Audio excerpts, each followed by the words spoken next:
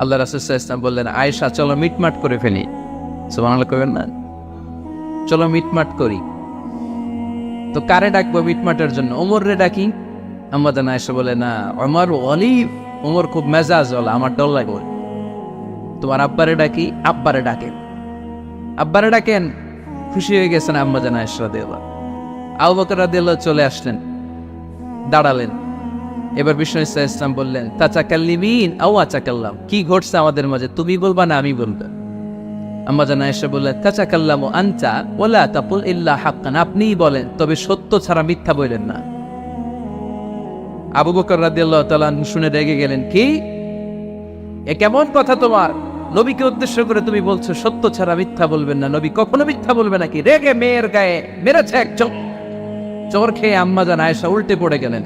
সাইয়েদানা আবু বকর রাদিয়াল্লাহু তাআলা রেগে গড়গড় করতে লাগলেন, আবার মারার জন্য উদ্যত হলেন। আম্মা জান আয়েশা